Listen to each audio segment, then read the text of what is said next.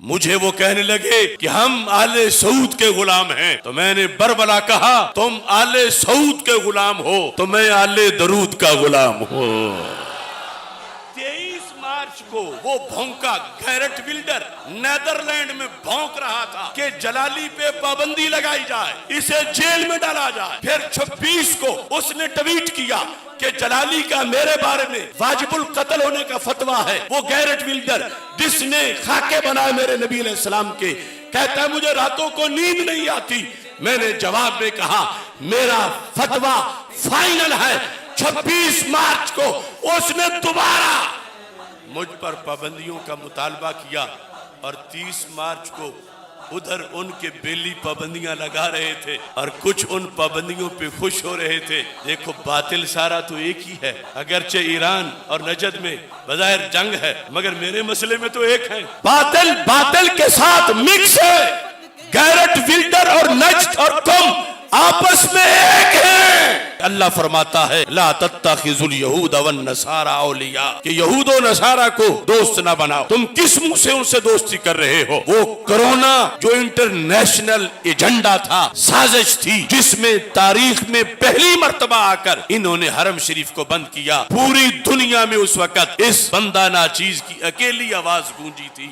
اور میں نے یہ کہا تھا کہ یہ فراڈ ہے، یہ اسلام کے خلاف سازش ہے، مت بند کرو حرمین شریف کو، حرم کو بند کرنے کا ظلم نہ کرو۔ انہوں نے حج بند کیا، ہم نے آواز اللہ کے فضل سے بلند کی۔ آج وہ 35 سال کی میری جد و جہد، جس کے ایک ایک خطبے میں نے ان کی ان غلط کاریوں کو جو من شر قد اقترب والی ساری چیزیں سامنے تھیں، اللہ کا فضل ہے میں نے کھول کے بیان کیا، اور اس کے نتیجے میں آج مجھ پہ انہوں نے پابندیاں لگائیں۔ میرا جرم انہوں نے یہ بتایا کہ تم آل سعود کے خلاف تقریریں کرتے ہو۔ میرا جو آخری سفر تھا 2019 کے، اس وقت سے یہ مجھ پہ پابندیاں لگائے ہوئے ہیں۔ میری عجم سے اٹھنے والی آواز ان کے ایوانوں میں اللہ کے فضل سے اس نے زلزلہ طاری کیا،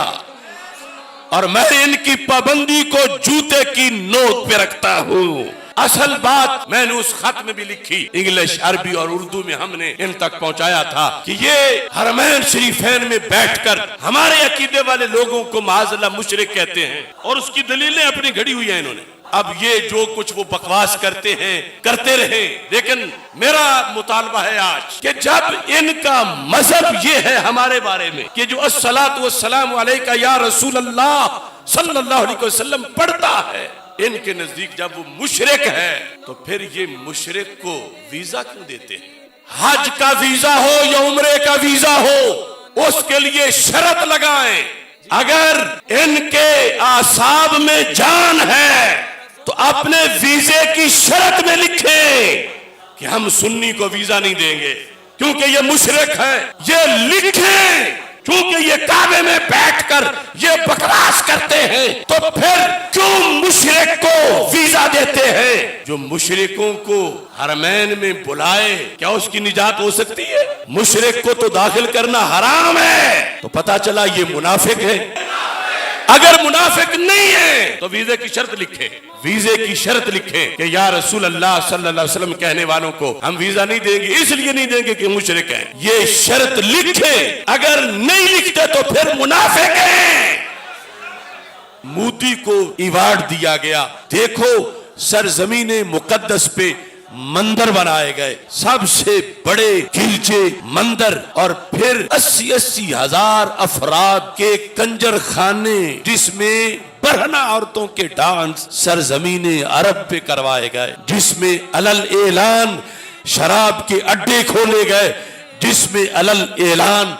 بدکاریوں کے اڈے کھولے گئے، یہود سے معاہدے کیے گئے، اور جن لوگوں نے آواز بلند کی ان لوگوں نے ان کے لیے زمینیں تنگ کی، ان لوگوں نے ان لوگوں پر پابندیاں لگائیں۔ آج بھی عرب کی جیلوں کے اندر 2-4 نہیں ہزاروں کی تعداد میں وہاں کے علماء بھی بند ہیں، جو اگرچہ اکثر ان میں انہی کے عقیدے کے ہیں، مگر وہ بھی ان کے ظلم پہ جب چپ نہیں رہے کہ رسول پاک صلی اللہ علیہ وسلم اپنے محبوب شہر اور اپنے درمیان جدائی برداشت کر کے، جدائی قبول کر کے،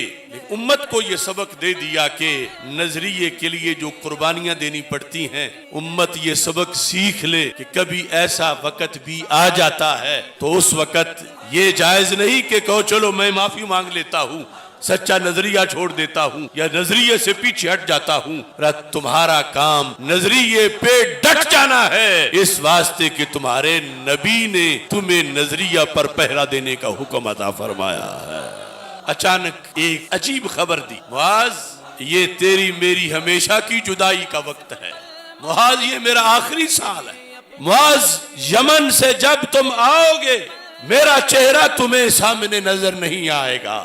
زارو قطار آواز سے رو پڑے حضرت معاذ رضی اللہ تعالی عنہ، لیکن مشن قیمتی تھا تو پھر مشن کے لیے چل پڑے، ورنہ کہتے محبوب میں تو یہاں سے جاؤں گا ہی نہیں، جب معاذ پلٹ کے آئے گا میں ظاہری حیات میں اسے نظر نہیں آؤں گا۔ اس وقت ہمارے آقا صلی اللہ علیہ وسلم نے ان لوگوں کو بھی پیغام دیا، معاذ سن لو، ان اول الناس بی المتقون من کانو حیث کانو، جو ہو جہاں ہو، چھوٹا ہو بڑا ہو، عربی ہو اجمی ہو، عالم ہو جاہل ہو، جہاں ہو، مدینہ منورہ میں ہو یا گوجرانوالہ میں ہو، مدینہ منورہ میں ہو یا لاہور میں ہو، وہ پہلی صدی کا ہو یا 15ویں صدی کا ہو، ان اول الناس بی المتقون من کانو حیث کانو، اے معاذ جس کو بھی تقوی کی دولت نصیب ہے وہ جہاں بھی ہے میرے قریب ہے۔ غیر جانبدار جو رائٹر ہیں انہوں نے بھی 3 لاکھ کی تعداد مسلمانوں کی لکھی، جو مکہ مکرمہ کے تھے، جو مدینہ منورہ کے تھے، جو طائف کے تھے، ان سب کا قتل عام ابن عبد الوہاب اور پھر ابن سعود برطانیہ کے ٹینک تھے اور مسلمانوں کے سینے تھے، اور قریبی مسلمانوں کا قتل واجب قرار دے گا، اور اس کا سبب یہ بتائے گا کہ یہ مسلمان نہیں رہے بلکہ مشرک ہو گئے، یعنی مسلمانوں کو مشرک قرار دے کر وہ مسلمانوں پہ حملہ آور ہو جائے گا۔ رسول پاک صلی اللہ علیہ وسلم نے صحابہ کو فرمایا مجھے اس بندے کا بڑا امت پہ خطرہ ہے کہ جس کو مشرک کہا جا رہا ہے، تو ان میں سے حقیقت میں خراب کون ہوگا؟ تو ہمارے آقا صلی اللہ علیہ وسلم نے 3 بار فرمایا بلر رامی بلر رامی بلر رامی، اس وقت کا مسلمان مشرک نہیں ہوگا، وہ جو فتویٰ لگانے والا ہے وہ مجرم ہوگا۔ یہ حدیث شریف تفسیر ابن کثیر میں موجود ہے، اور اس کے علاوہ 8-9 اس کے ماخذ ہیں۔